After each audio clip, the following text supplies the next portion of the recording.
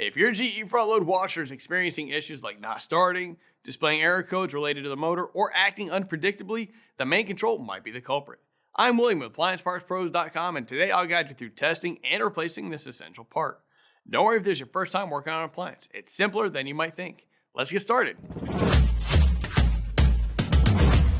With over 2 million products in stock and the know-how to help you do it yourself, we are AppliancePartsPros.com.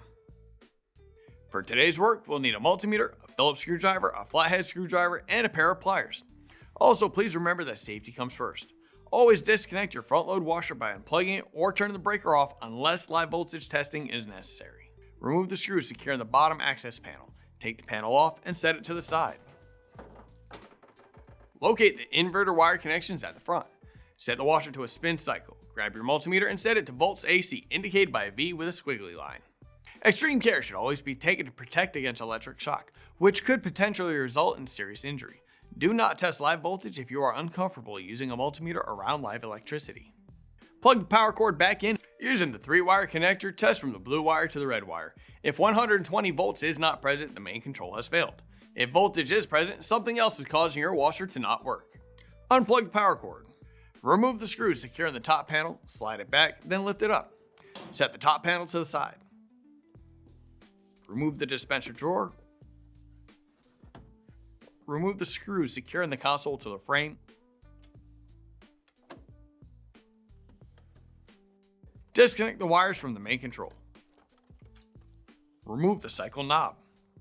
Remove the screws securing the main control to the console, then separate the two. Here's the old main control and here's the new one. If you've already got one, great. If not, you can pick one up at AppliancePartsPros.com. Secure the main control to the console with the screws that were removed. Install the cycle knob.